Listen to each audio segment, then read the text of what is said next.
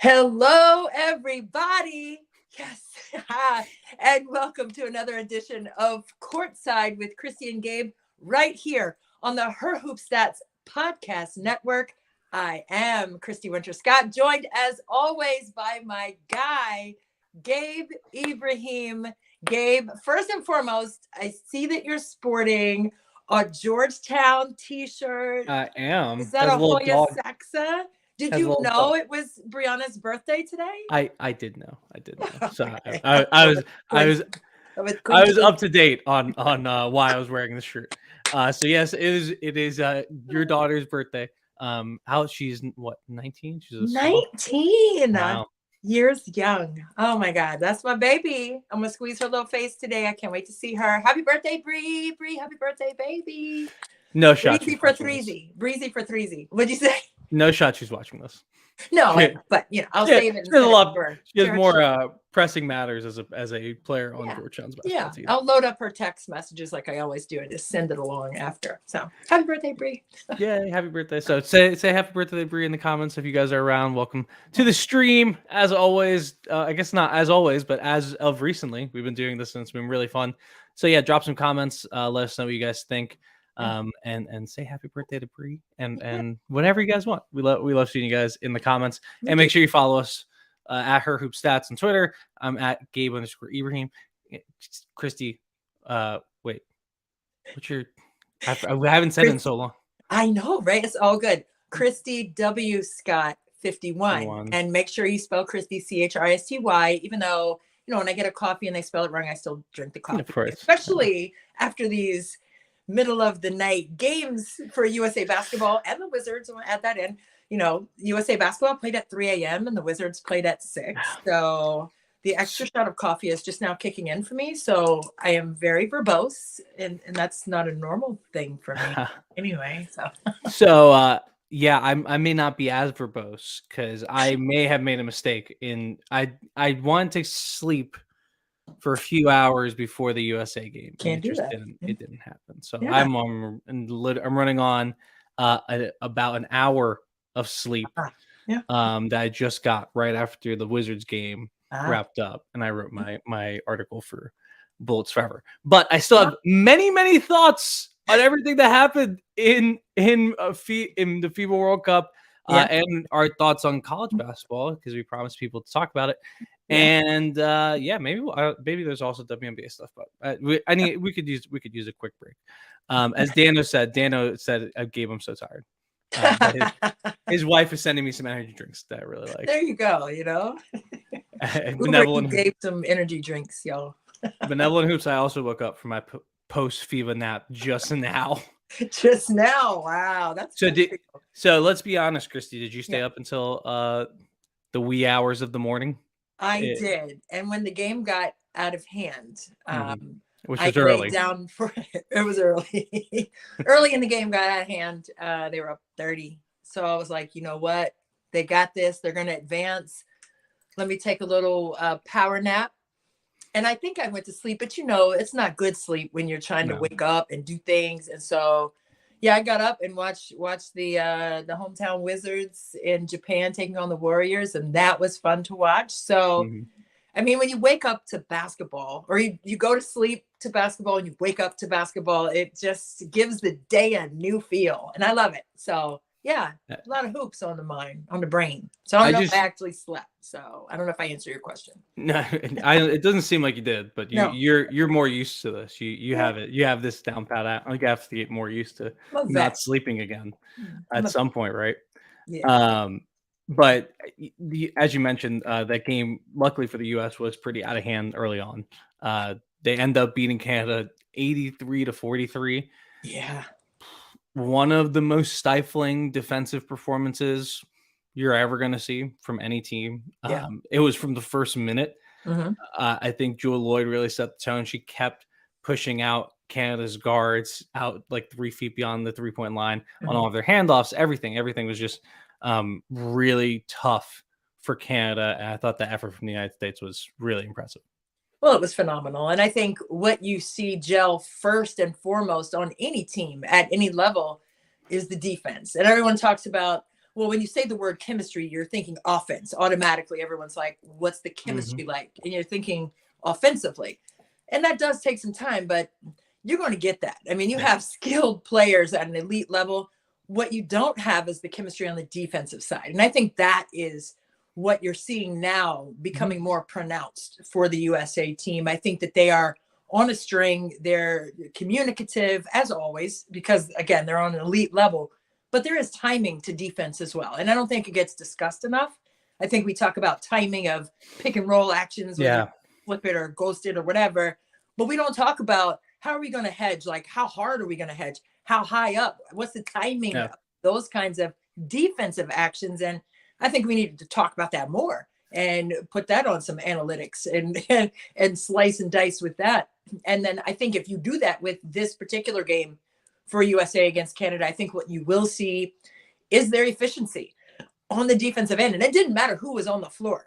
Yeah. It was across the board. Like whoever came in, they were on it. And you love to see that kind of leadership on the defensive end. But I think now that they've been together for almost a month now, I think you're really seeing that side of the ball come together. Yeah, no, they were just all over it. I think Jewel Lloyd played an absolutely phenomenal game. I think, as I mentioned, I think Asia and Breanna Stewart, it's not fair. It's not fair. It's not fair. And I don't want to be like that, but it really isn't fair. Just like defensively, and what I think what you're saying is totally true. Like they have continued to ratchet up the defense. I think all those players, they're dogs. You know, they all got that dog in them. They do. And I think they really pride themselves in defense. Even someone like Kelsey Plum, who's not necessarily, then her defense isn't the first thing you think of. She's playing some really good defense too. And it is easier when you have A'ja Wilson and Breanna Stewart behind you cleaning up everything. And they absolutely were. Canada could not finish at the rim for anything. They couldn't finish anywhere. Like, all right, here are the shooting numbers for Canada. It's not good. They were 16 of 73. That is about 21.9%. From three, they went 4 of 26. Whoa-wee. 15.4%.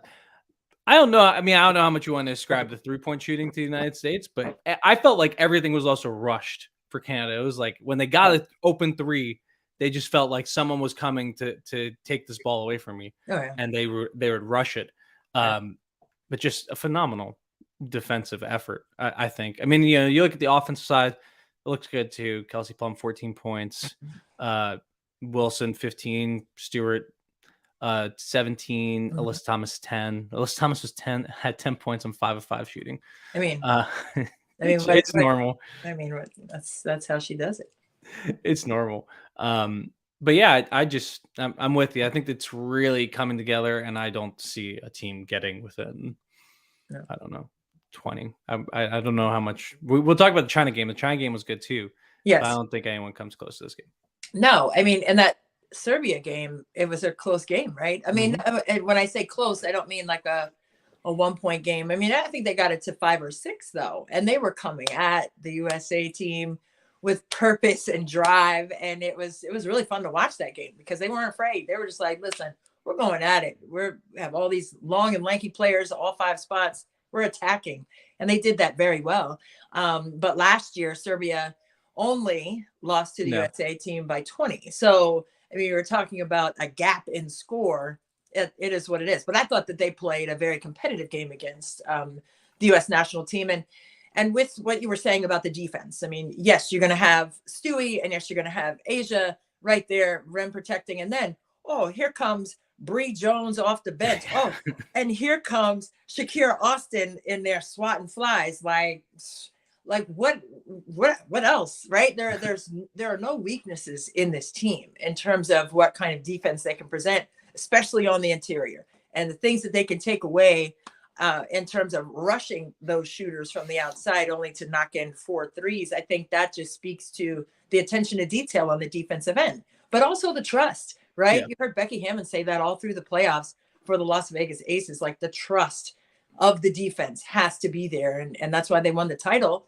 But I think for this U.S. team, I think you have to have that level of confidence in yourself, number one, because it doesn't matter after that, right? Yeah. You have to have confidence in yourself and then also trust and have confidence that your team is moving as a unit.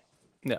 No, and I think absolutely they did a great job bringing this team together so quickly, because they obviously, like, they didn't even have most of their team until 3 days into the tournament, like 2 games in. And speaking of one of those players that came late, as Dano points out, Kelsey, I don't know what Sammy Hill did and or said, but it made Kelsey Plum mad. She was like, they were up 40 in the third quarter, and she was still trying to rip the ball out of Sammy Hill's hands and like stepping over her. And I that's how she plays every second she's out there. I'm not mad at her. Gabe, are you mad at her though? No, I'm not. It's just I just want to know. I want to know. Hey man, leave her alone. Hey, that's Plum Dog. You gotta leave Plum Dog alone. And that's the thing. It's like it doesn't matter what the score is. And I always say, or I've always said, it doesn't matter who you're playing, it matters how you're playing. And if you're playing with that sense of urgency, regardless of the score, I love it. Like, go out there and ball out, compete to the best of your ability. And just because it's a 40-point game doesn't mean you let things like that slide, because you lose your edge, right? You want to take that edge into the gold medal game. Plum, no, you have to practice the full court press when you're up 40. I definitely think that. Hey man, hey, you got to work on some things. No matter. I mean, it's what it is. I guess there's still things to work on. They did so. Yeah. Anything else in this USA team? We should talk about Canada too. Canada has had a really nice time. Oh, I did want to bring up one thing for Ariel Atkins. 6 points, 3 of 5 shooting. But what I like is all 5 attempts came within the 2-point line, and they weren't all from mid range. She like really got downhill. I thought she was aggressive in this tournament. She also seemed to pick random little beefs. I don't know if it's just like the Plum influence. Like she's like Plum influence. You said. Yeah. I don't know if it's just everyone has that energy right now, but it felt like Ariel really got into more beefs than she normally does in this tournament. But she was getting to the rim. I thought that was awesome, and I think she, obviously defensively she's always amazing. I thought she really took charge when she had the ball, and that was great to see in a situation like this where she hasn't done that quite yet with Team USA. Right. And I think, you're continuing to see the evolution of Ariel Atkins, right? I mean, she won a gold medal in the last Olympic Games, but you also heard what she said prior to this WNBA season about being more intentional and on purpose of getting to that third level and getting to the line a little bit more and not settling for just shooting threes at over 40% clip, I might add. But you want to make sure that you're continuing that kind of evolution. If you're Ariel Atkins, it's not just because the Mystics season is over, the WNBA season is over, that you stop working on the things you want to see improvement with during your tenure as a pro player or an Olympian. So with her, I love to see that. I love to see that she's disciplined and focused to getting better at those things that she said that she wanted to get better at. And in turn, she is getting better at that stuff. No, she really is like one of the players that year in, year out, I don't feel like there's been like a huge leap, because I feel like from the first day she got here, she's been excellent on defense, a pro and someone you can trust with the ball in their hands. But it just, you continue to see just those little mini jumps, those mini jumps in her skills and abilities. It's almost like watching a player in 2K get better and better and better. And she's like adding skills in that way. And I thought this was a big step for her. Let's talk about Canada for a sec. We'll probably have time to talk about Team USA after the gold medal game. Sure. But Canada, I thought, had a great tournament, and they are in position now. They're heading to the bronze medal matchup with Australia. Again, I'm going to continue to tease the China-Australia game because I'm sure a lot of people didn't see it. But they are going for their first medal in the World Championships since 1986. Wow. So it's been a long time. And this group of Canadian players is really, really talented. Even the non-WNBA players on this roster are still very talented basketball players. Very. And I think they had just an excellent tournament, and they've reached a level that they haven't been lately. So I'm really happy to see them succeeding at this level and continuing to grow the game on this side of the world. Yeah. And I kind of, me personally, wanted to see Australia, USA in the gold medal game.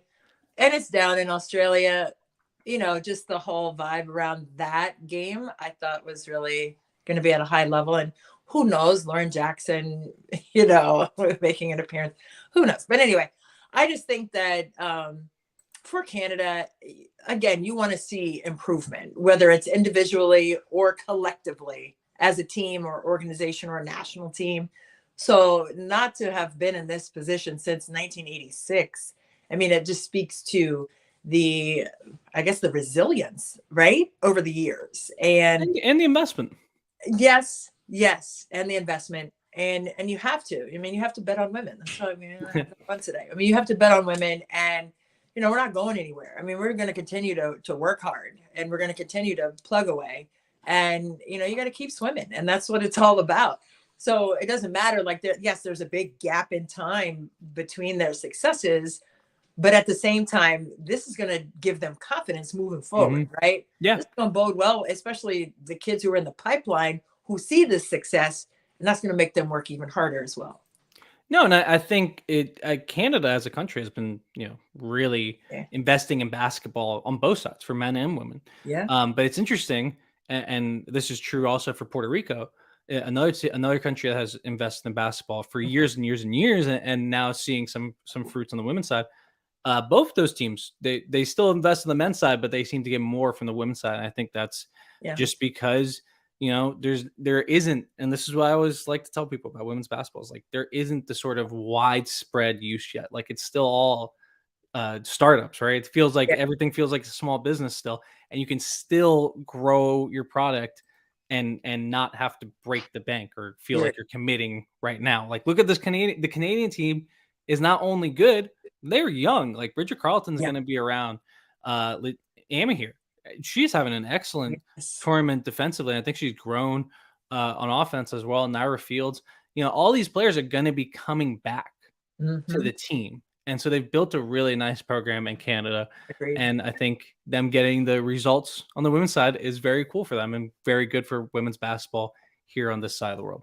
Yeah, no doubt. I mean, we've seen the game go global, right? I mean, on both men's and women's sides of the game. And you love to see that. You love to see the continued growth. You love to see women having the opportunity in every single country in the world to compete and to get better and to improve. I mean, that's just, it's life lessons. I mean, we love basketball. We love the X's and O's of it all. But at the end of the day, it's about the Jills and Joes. And I always say that too. It's about the people and the opportunity that they are presented to be their best selves. And I think, you know, this World Cup experience and the Olympic experience, all of these opportunities are here, right? To continue to develop. And then we got a good question here in the comments. Valerie asks, should Canada get a WNBA team? You know, she brings up the travel issues, but hopefully that's not as much of a problem. You know, hey, we can spend the money on the charters for the finals. How much more is it to spend it for the rest of the season? We got some rich dudes out there. Let the rich dudes pay for it. Okay. If a rich dude's willing to buy you a flight, at least hear him out. Beyonce, I keep trying to tell you, Beyonce is going to do something. I don't know why I keep thinking that Beyonce is going to get a team back to Houston. I don't know why. And I know we're talking about Canada, but I know we're talking about ownership, but I don't know what it is about something being in the atmosphere for me. I'm a sensor feeler. I just think speaking it into existence. I don't know. I think that's going to happen, but you know, maybe. Maybe Serena too, but we need a Canadian mogul to make to make this conversation about the Canadian WNBA team. I don't know. I mean, obviously Canada can support a basketball team. I just think how big does this league want to get? Because I think there's a lot of different candidates. I mean, you know, Chiquita just said Houston needs a WNBA team. And this goes back to our Beyonce. Hey, Chiquita. Yeah, it all comes back to Beyonce at the end. I think it would be interesting to have a Canadian team and to continue growing again the game in North America. Yeah. I'd love to see a lot more basketball investment in South America. And trying to grow the game there too. Not even South America. We can go to the Caribbean. Puerto Rico is not that far. And it's a lovely place that is hopefully going to get better as people continue to work on it. True. But I think it would be very cool to have a team in Canada. But I'm with the people saying that there's some other locales that probably need a team first. Yeah, I agree. And Shakita, shout out, boom, boom. We're on the same page, baby. I just think that, the continued growth of the league. And we've heard Kathy Engelbert say that by 2025, there are going to be more teams in this league. So that's just around the corner. I mean, 2 years ago, we were in the thick of the pandemic, and how fast did that go by? So in 2 more years, 2.5, 3 more years, it's going to be nice to see. And I know it's going to happen, and I know it's going to be great, but will it be able to be global? And I think that remains a question. But I wouldn't be upset to see a team in Toronto. Yeah, no, I think it'd be very cool, but I do think the league would probably try to go for a safer bet. I think obviously seeing how well Vegas worked out. Potentially going to markets on that side. I mean, I don't even know. I haven't heard much about like just the city selection since that announcement that you're talking about from Kathy Engelbert. We don't really know where they're gonna go, but Canada would be cool. I just don't know if it's like more expensive or whatever. Anything else on the and shouts to Kia Nurse. We haven't talked enough about her. She was really good in this tournament. It was great to see her back on the court. Yeah, she was amazing. And when we were out in Vegas and saw her at the practices and everything like that, she was going through a lot of reps just by herself. She was the first one in there. If Plum didn't beat her there, there's two of them kind of maybe the same time they got. They were definitely racing each other. But they were early, okay, and they were late, right? They were the last ones to leave out of there. But she was getting in reps like legit, like 30, 45 minutes after the team had exited the court. She was in there, getting herself a lather. And I just thought it was impressive. And I told her, I was like, you know what? You look really good. She's like, I'm working really hard. I have the World Cup coming up. So I just want to make sure I'm sharp. So we knew she wasn't going to play in the first round against Phoenix in the WNBA playoffs. And that's why she had the extra time after. So I'm not saying, Asia Wilson, you should have been in there getting, no. But I am saying that she could have left with the team. Right. And not put in that extra work and time for herself, but she did. And I thought it was really impressive just to watch how she was working. There were no reps off. Like everything was tight. Footwork, exquisite, on task with everything she was doing. The passes that she threw back, on point. She was sharp. So I think it all it showed up in the World Cup competition where she just looked really, really good. And you hate injuries, but you also love to see when players can bounce back and be strong and tough like she was. I agree. No, I thought it was really, really cool to see her back and see her playing at a high level. And seeing her do the things that she's normally doing. And I think it also got better throughout the tournament. So good for her. Really glad to see Kia Nurse back. Confident. And then hopefully that translates into some success back with Phoenix. Is she signed? She's signed next year, I believe. Yeah. I think I'll double check that later. Okay. We'll move on. All right, let's talk about game of the tournament, game of the night, game of tournament, whatever you want to call it. This was an awesome game. Australia loses to China 59-61. A dominant performance from Han Zhu. I'm trying to get her final line here. She had 19 points and 11 rebounds, 4 of them offensive. Wow. And 2 steals and 5 blocks. Working. In 26 minutes. That's incredible.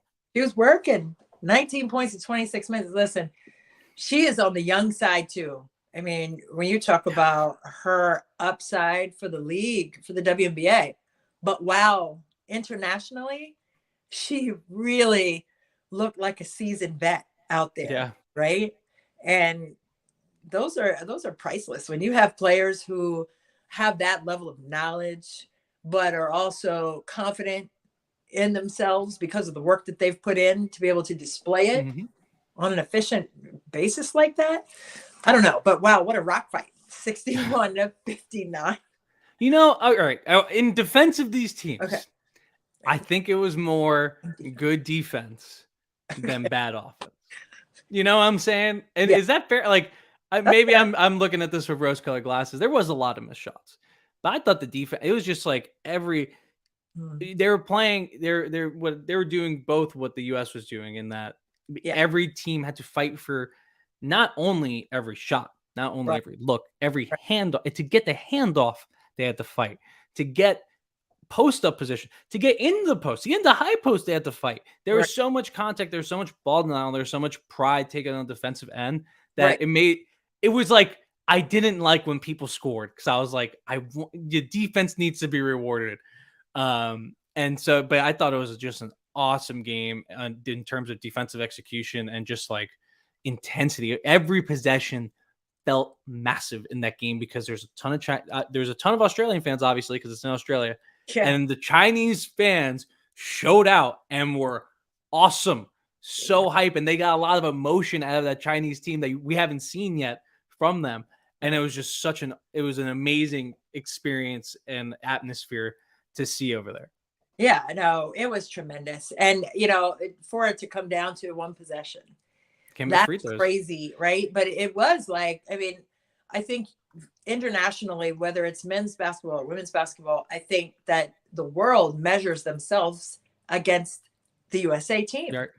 And that's just the way it is. Is it balancing out? Okay, yes. And is it being, is there more parity? Absolutely. But I think you want to get to the gold medal game to have that opportunity to challenge yourself against the best, right? 7 straight gold medals for USA women's basketball. So yeah, if I'm either one of those teams or the coach of either one of those teams, I want to see what we do against this juggernaut, this worldwide global juggernaut that is USA women's basketball. So, they were fighting to the end and they were giving their best effort on defense. And it was, a rock fight. And when I say rock fight, it doesn't mean it was bad. I just think it was like just a grinded out, gritty, it's going to come down to tooth and nail out here. Who's going to fight hardest, the longest? And it was China in this game. And I think the advantage was in the paint with Han Chu and they're doing her thing with 5 blocks. 5 possessions. You're talking about a 2-point game. So if she got 2 blocks, it would have been a different game. Who knows? She was the difference maker clearly on the interior in that game period. No, and it took some bravery of Australia to get blocked 5 times. Because it was like, if I saw the first one, I'm like, all right, we're going to have to find a different way. Someone has to take a mid-ranger. Okay? You take the mid-ranger, and you see how that works out for you, because I'm not getting blocked like that. But China stuck it through. Si Yuang hits the game-winning free throws right at the end.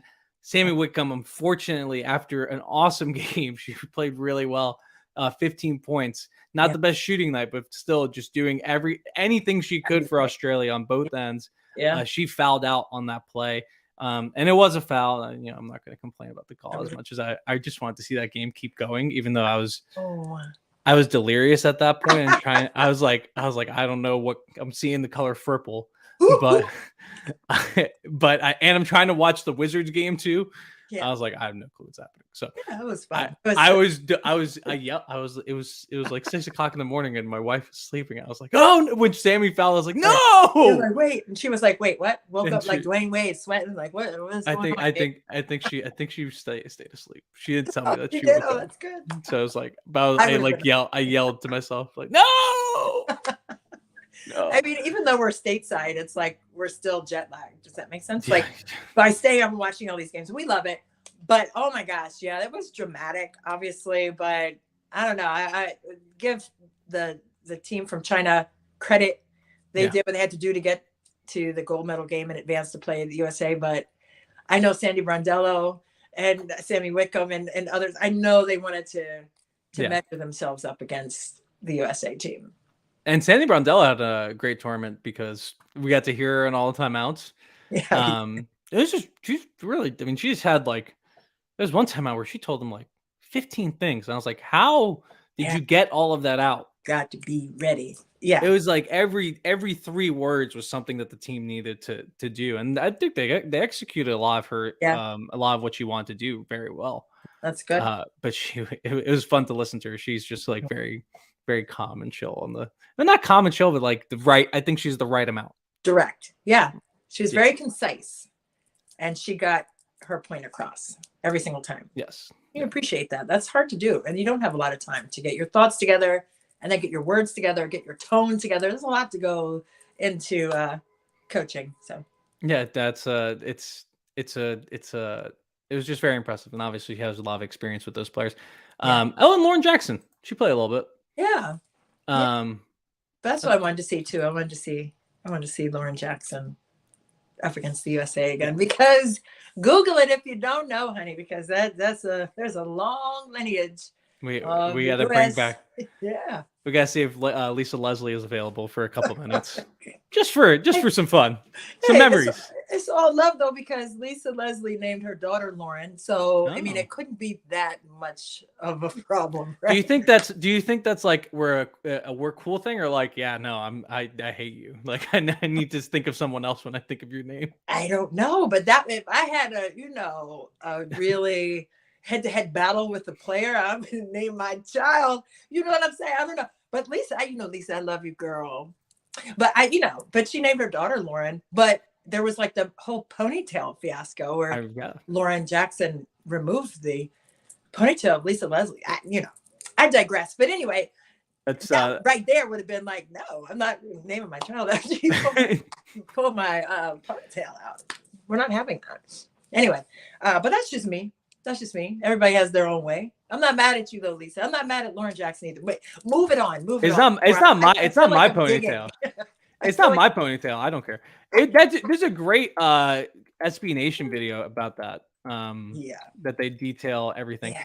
Let's talk briefly though about the matchup between the USA and China.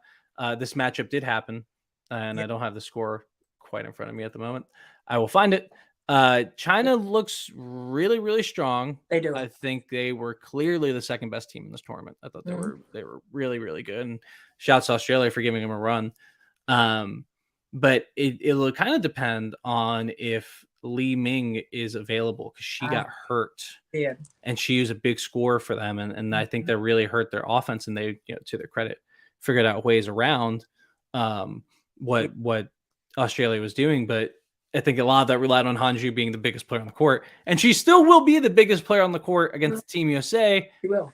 Just a lot more, a lot bigger. I don't know about bigger player. Just, it's going to be tough moving Asia Wilson and Brianna Stewart around, is my point. Yeah, for sure. And I think defensively too, obviously knowing what she could do skill set wise. I mean, she played with Sabrina Ionescu. So like she's going to know some ins and outs, some little intricacies about how to cover her well and kind of contain her and disrupt what she wants to do offensively. And a lot of her stuff, Hanshu stuff, comes in transition.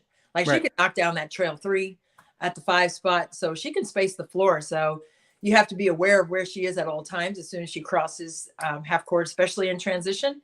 But just to be aware and crowd her space. And I think, they know, like, we have Mike Tebow's on the bench as an assistant, Kurt Miller, and obviously with the head coach being Cheryl Reeve, they know about her, right? And a lot of it is about skill set and what to try to take away, what to make uncomfortable.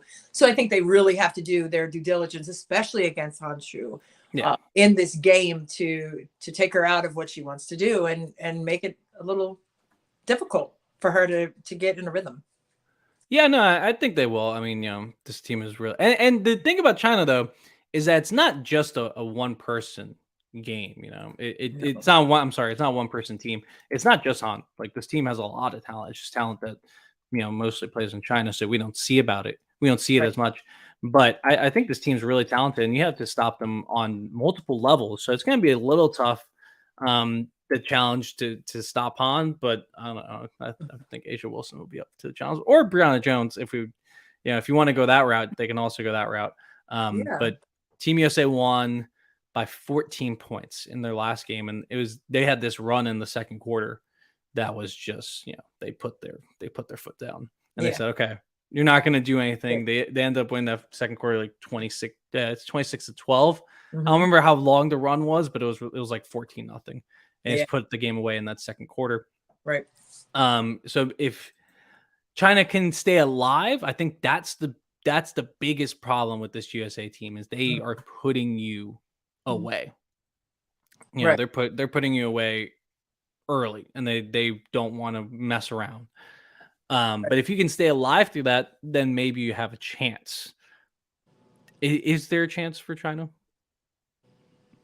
No. I mean, I'm not to win. I just think, and what the pause and the hesitation was me thinking about how well they played defense in the semifinal game against Canada. And they were just a whirlwind. They were just together.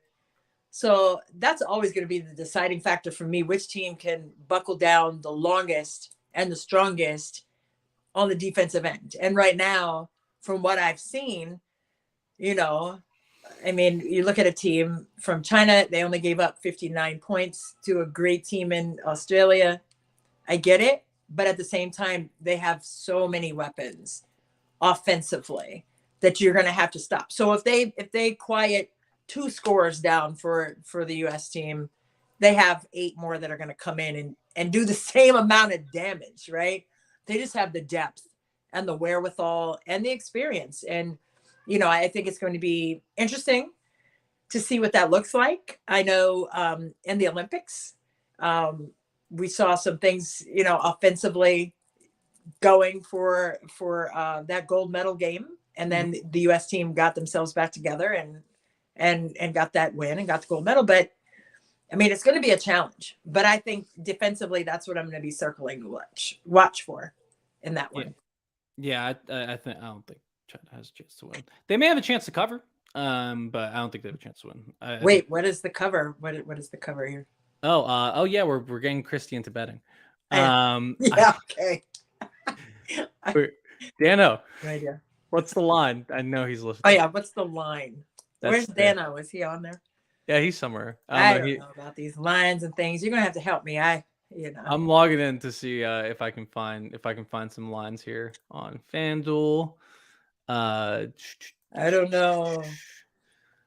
I'm looking. But yeah, I can't. So I don't know what the line is necessarily. Oh, here it is. It is 20 points, 20 and a half points. So 20. China, do you think China can lose by 20 or fewer points is the question. No. I think it's going to be decided early, just like last night, although it was late, or was it early? Whatever. Anyway, depends on the clock. Depends on how you define the clock. Yeah. But I think they're going to come in with a command of the game. They have a task at hand that they want to complete. And Brianna Stewart said it as much right after the game. She said, "We're not finished. We still have work to do. We still have one more game." So I think they're still purpose driven. And I think that's dangerous when you have all those dogs, like you said, that are in the kennel waiting for the door to open and they're going to bust out of there. I wouldn't want to see them coming at me. I know that. That's going to be, you know, a telling tale, how they start that game. That's going to be the key. How they take control early in that one. I could see China. I feel like China could script out a first quarter to keep it close, and really have if they stick to a tight script and they throw different looks and they have 4 or 5 different coverages and you know they're throwing the kitchen sink at Team USA. I could see them sticking around for a quarter, making it feel a little hairy. But I think eventually Team USA, those dogs are gonna get out. Yeah, the dogs will be on the loose. Loose, man. And they'll start with it. You know what? I'll make a prediction. They'll start with Alyssa Thomas. Okay. It'll be like 18-18 late in the first quarter. We'll get a couple. Well, I guess she doesn't play in late in the first quarter. There's a pattern of substitution for her. I'll feel it out. But at some point, she's gonna make a big play and turn the game into a blowout. That's my prediction. It's gonna be on the engine. Okay. As Tiger points out, she might be the front runner for MVP. Although Asia has a really good claim. Wow. I mean, but it's the balance, like, you know, and I know Asia is fantastic. I mean, you get off the plane and she was talking about as you're drinking something, she was talking about the 4 shots, right? But then she said, you know, I had 4 shots of liquid IV when I got here to Australia and came out of the gates and got 20 and 9. So, I mean, she's dedicated to her craft. She's MVP 2 times over in the league. I mean, she's won at every level now. And it's going to be hard not to give it to her. But at the same time, what Alyssa Thomas has been able to do in this tournament has been nothing short of phenomenal, in terms of all of the things, like the assist numbers, the triple doubles, I don't know. She is just tearing it up. She's tearing it up, and she's consistent with it. And this is a team that, like we said, has so much firepower. So for her to stand out in that way in terms of her floor game, I mean, how can you not take a look at that? Yeah, right? Well, and she's just like completely unleashed. She's just like, yeah, there's no, I feel like sometimes you have to rein her in because it's better for the offense or whatever, and you can't. There's going to be the penetration if she goes somewhere. On this team, she's just like, hey, run around, do whatever you want, and figure it out. And so I think she has a pretty good claim. Do they give out an MVP? I know. Oh yeah, they do. They do. That's a team. Yeah. They do a whole team. I think Miesemann was on it last time they did it, wasn't it? No. Yeah. I think that was for the Olympic Games. Am I wrong? I don't remember the Olympic game. I'm looking at the last time for the World Cup. Actually, I do think. All right. So yeah. No, wait. Where's the team? Show me the team. Oh, there it is. MVP was Brianna Stewart. The rest of the team was Diana Taurasi. Astu Dor, Emma Miesemann, and Liz Cambage. See, that's the team I was thinking of. I just remember a collage on the faces. 2018. 2018, yeah. So yeah, I think definitely Alyssa Thomas should be on that tournament team. Oh, yeah. I want a quick prediction: Australia or Canada for the bronze medal? I'm going to go with Australia. Okay. I think they're going to be mad that they missed the opportunity to advance and play with like some extra added incentive and determination to get that bronze. Yeah, they did also beat Canada earlier in the tournament. Oh, I didn't realize that. Oh no, I'll go with Canada just to be a little different. Let's go Canada. Just because it's the opposite of what I. Yeah, of course. Do we have team names? We need more team names. This is another one of my things I want to get out there. We need more team names for all the national teams. Like mascots. No, just like names. Like Puerto Rico's are La Guerreras. I can't roll my R's, which is a big problem for my Spanish. It's just like the war heroes essentially. And so the Opals for Australia. Oh yeah. We have the Cats for Belgium. Yeah. I don't think Team USA doesn't have a name because I think it might make them too. The dogs, yeah, dogs. Ballers, what? I just say we need names. It's a very strong tradition in the international game. So if someone wants to come up with them, let me know.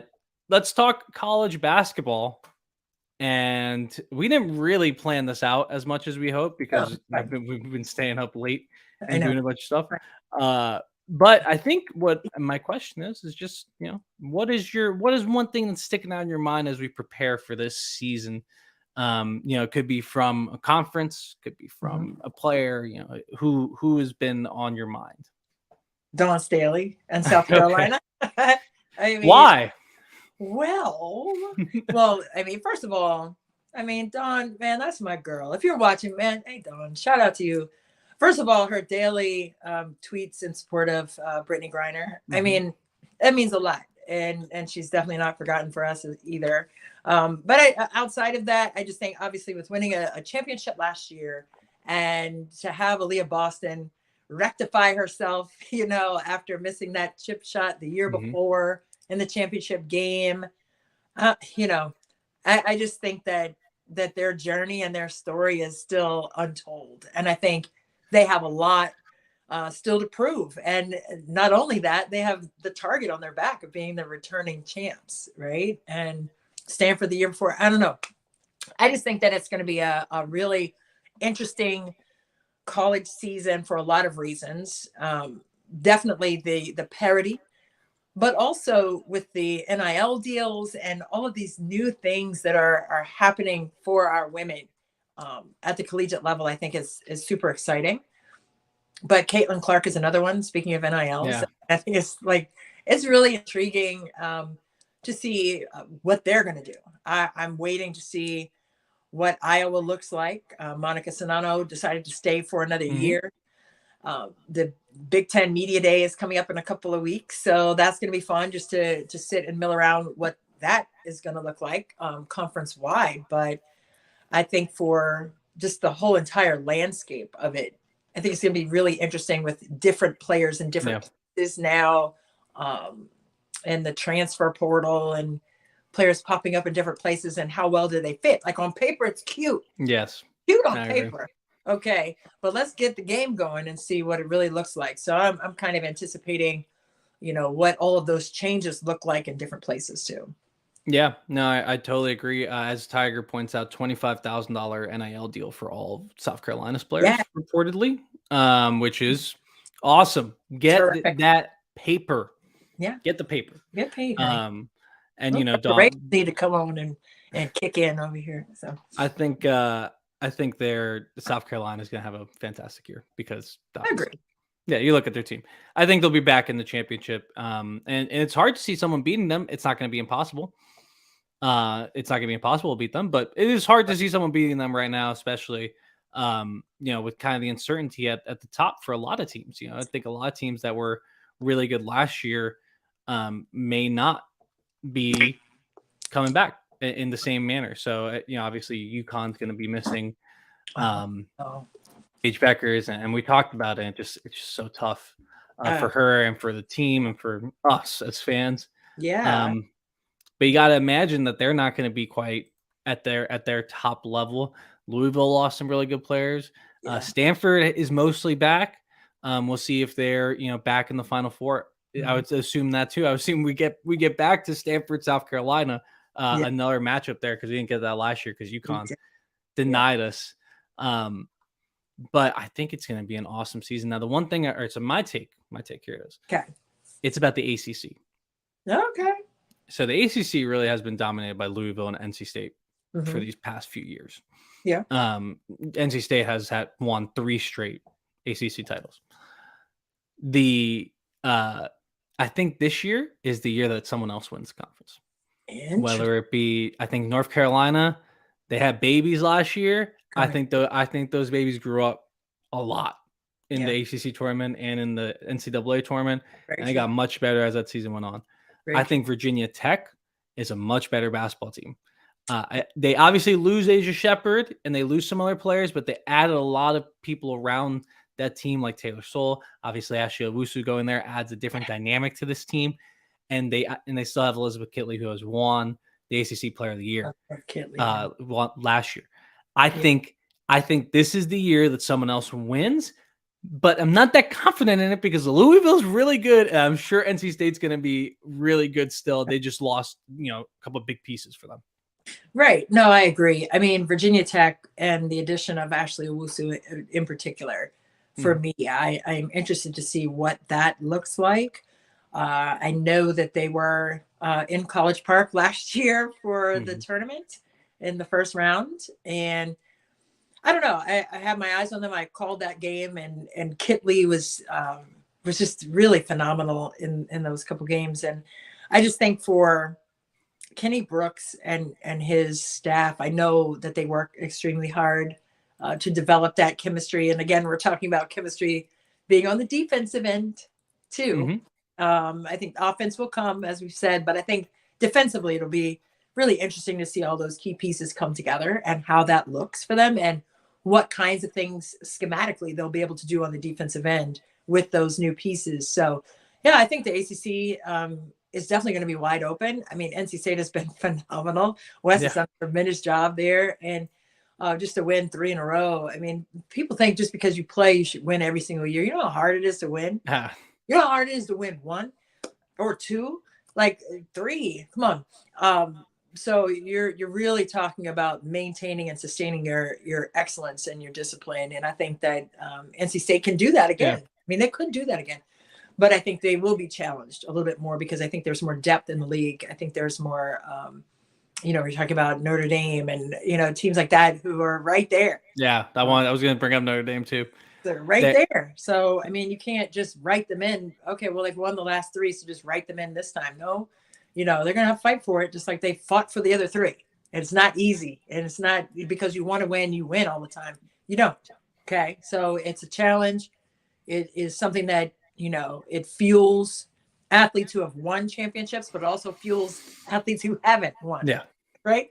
In the same way. So it's, again, who will be the strongest, the longest.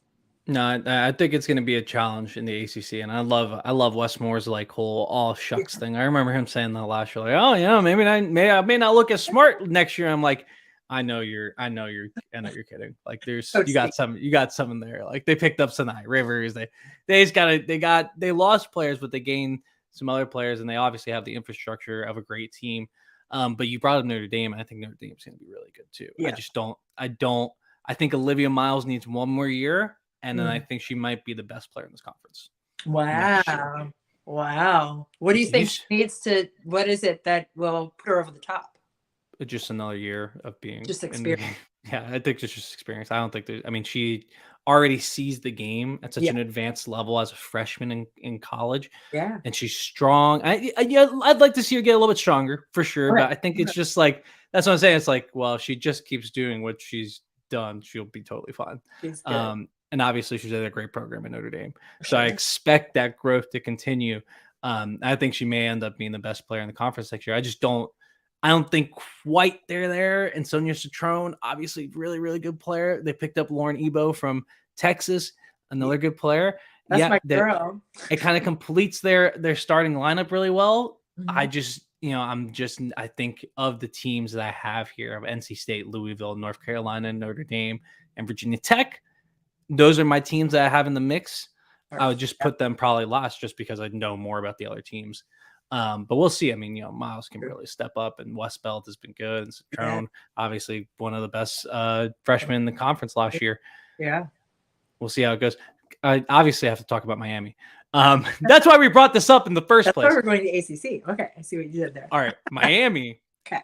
Dark horse pick to be a factor in the ACC. I think the Cavender twins are going to fit in really well into this roster.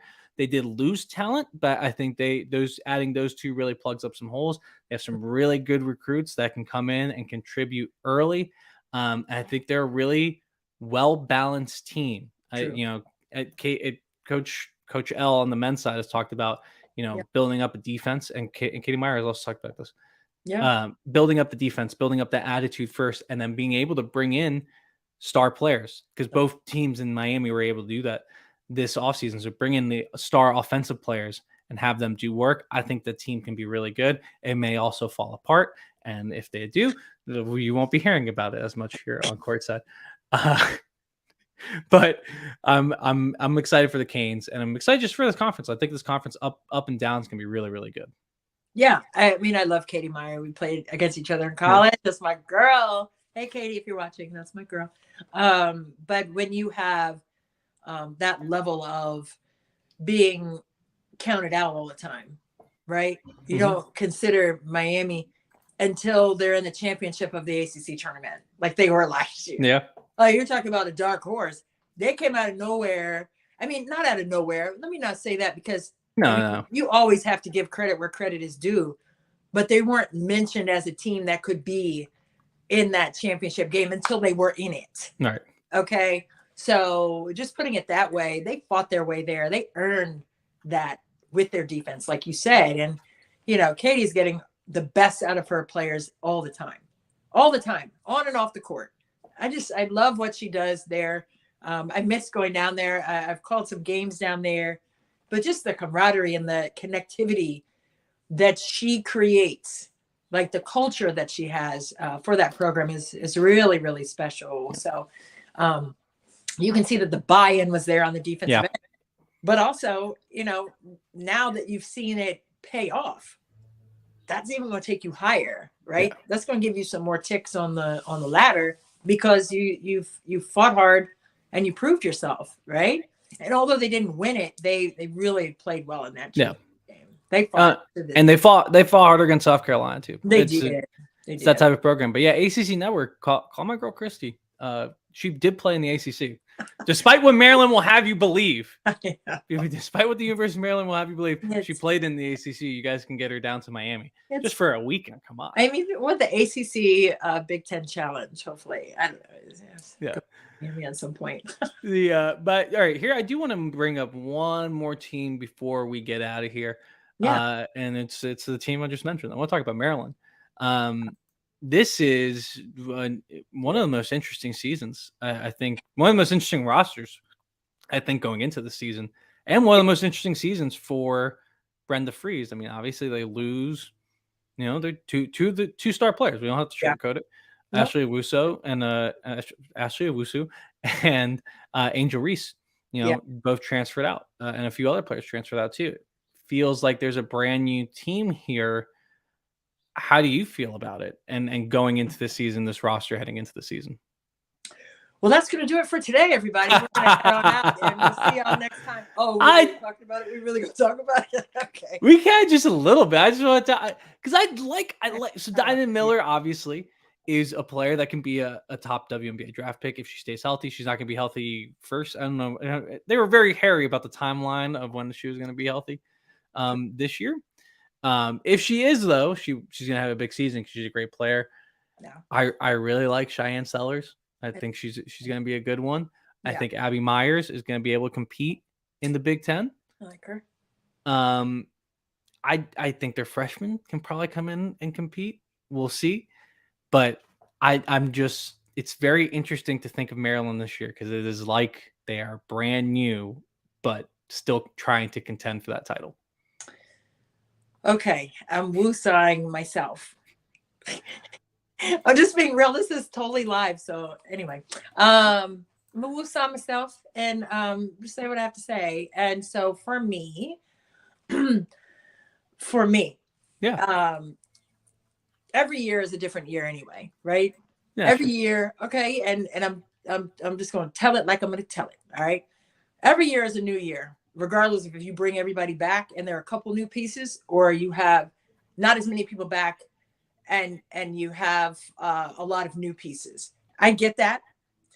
But you're going to have that challenge every year is trying to mesh what you have skill set wise together. Mm-hmm. So Brenda Frese is a master at that. She's already been able to do that several times. She's had players be injured. I mean, they had 6 players that time they went to the Final Four in practice. They barely could practice, but somehow they got it to the Final Four. Come on. I am not worried about what Brenda Frese and her staff will do this season with all the new faces and the new pieces and getting Diamond Miller back, meshing with a new and experienced Cheyenne Sellers, meshing with a healthy Faith Masonis. Like those players know what it takes to win. And they're going to guide the new players that are in the fold. Mm-hmm. Now, will that take more time than it would if you had everyone back and you had that continuity? Absolutely. But is it impossible? Absolutely not. No. Absolutely not. Especially when it comes to Brenda Frese, who has proven herself in those kinds of situations where she's had to really manage and get the best out of her players. And that's what she's been able to do over the course of her 20 years on the sideline. So I'm not overly concerned with the reasons why the people left. I don't care about that. No, they're not there. We're not going to talk about that. The transfer portal is what it is. NILs are what they are. We have a great episode about it a few months back. Yeah. And you can go back and look at it because we're not going to, I'm a woosah again. Let's go woosah down. But for me, I just think that, it remains to be seen. Like for every team that's playing this season, it remains to be seen what teams end up being like in terms of their personalities. And I think it is something intriguing because it is a lot of new pieces. But that doesn't mean like, oh, woe is me. If you're Maryland, it means let's see what we can do. I'm trying to think. Every day's a new day. I'm trying to think of where I would have them in a preseason power rankings. That's not what we're doing today. I'm not going to ask you to do that, Christy. Don't worry. Yay. I'm just thinking about where I would have them. I don't know. I mean, I think you got to put Iowa in front of them just based on what they did last year. I think Ohio State won the regular season title. Yeah. So and they brought back most of their team. And Indiana also. And Indiana. How many years has Grace Berger been in college? She not as long as Allie Patberg was. Not as long as Allie Patberg was pushing 8 years. She was like 24 years old. But that's my girl. Hey, Allie. Allie, you should go to grad school. Never leave school. School's the best. Yeah, stay. I would have stayed too. Yeah, I wish I could. Get in there. Good for Grace Berger. But Grace Berger, Mackenzie Holmes is back. Yeah. That's a really good team. Yeah. Nebraska had their moments last year, and Jazz Shelley's a very good player. And Alexis Markowski too. Yeah, Markowski. She's a killer. Don't sleep on her. She's gonna have the year. I think out of all the ones, the young ones in their sophomore seasons, oh my God, I can't wait to watch her play. Well, she is a flat out baller. No, I'm interested in this conference is really cool too. But I do think I'm gonna have to go with Iowa at the top, and then but I feel like everyone else then is kind of in a group. I mean, maybe Ohio State's a little bit, more stable than Maryland. Maybe Indiana's a little bit more stable, but definitely you look at the talent. I think Maryland matches up with anybody, not only in this conference, but pretty much anywhere outside of Columbia, South Carolina. Yeah, I mean, I know Kateri Poole left Ohio State and she's at LSU now, if I'm not mistaken. Is that correct? I think so. I don't have that in front of me, but I believe so. So I mean, everybody's moving and shaking. I mean, when it's a lot of players, it's like, oh my goodness, what's going on? When it's a couple, but they're key pieces, that makes a difference too to your chemistry. So I think for everyone, this time of the season is an adjustment. You're seeing what you have in terms of your depth. You're seeing what you have in terms of your go-to players. You're seeing what you have situationally, whether it be on defense or offense. And you're running through a lot of scenarios right now, trying to figure out what this team that you have in front of you is going to be like, and who you can trust and who you can depend on to be consistent. Who are your leaders? Who emerges as the vocal leader? Who emerges as, the non-verbose leader? But you have to figure out all of these things while you're in this portion of the calendar year. To start a basketball season. Yeah, man. Start a basketball season. September 30th. Yeah. We're here. October's here. We are starting basketball season. I love it. I'm really excited. Yeah. I guess should I tell people my news before we head off? I've been waiting and I didn't want to spill the beans. So you go ahead and spill all those beans, honey. Spill them. Well, I'm coaching at the local high school, Meridian High in Falls Church, Virginia. I'll be the assistant JV coach. I'm really, really excited. I'll be coaching. We're doing a lot with the JV and varsity because the teams are very together. But I have actually been roped into head coaching duties for the JV game this weekend because everyone else is out of town. And one of the other assistant coaches was supposed to be there got stuck in Florida with the hurricane. He's okay. Lord have mercy. I was going to ask that next. So good. I'm glad he's okay, but it's just he's stuck there. So no.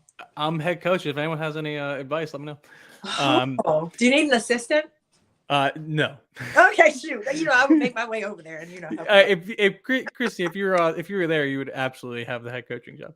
No, I'm a good assistant. I am a good teammate. There's no delineation. We're all in the same squad. We're just all there to help. That's it. But if you ever need me, I'm. I will be relying on your knowledge very often. Right here. And I'm happy to be joining the coaching ranks, and we'll see. We'll see how much the big talk I say on this podcast, but what I think coaches should do is going to come back to bite me in the butt. Oh yeah, talk about staying up late at night. Oh, you'll be watching some film, honey. You're going to be up late and get those energy drinks going. I know. Get you some. I've been so stressed. One of the reasons I could sleep is because I've just been stressed. I've been very excited. I'm like, I want to get there and just do it. Oh, that's so good. You're going to be a fantastic coach. First of all, congratulations. That is amazing. The kids are going to be so grateful to have you there, and you're going to have a great year. And I may just pop up randomly to a game and have a pom-pom or something like that. Some popcorn and some cranberry juice or something for you. And sitting courtside from the boys' high school, Meridian High School. Also, the high school is so nice. I didn't know they had high schools that nice. I didn't go. I don't know. The kids now grow up in a different. My high school was built in 1928, and it has not changed all that much. Oh my! So that that high school is very nice. Yeah, it's cool up here in the DMV. Look after our babies up here. These babies are well taken care of. They have a coffee shop inside the high school. Oh, well, wait a minute. Yeah, missed the memo on that. Yeah, I was like, what's happening? All right. But I'm very excited, and thanks to people who say congratulations in the comments, and thanks for joining us, hanging out. I'm about to sleep for at least 6 hours right now. And I'm going to have a birthday dinner with the birthday girl, Brianna. Yay, We're coming to see you, baby. It's birthday girl, Brianna.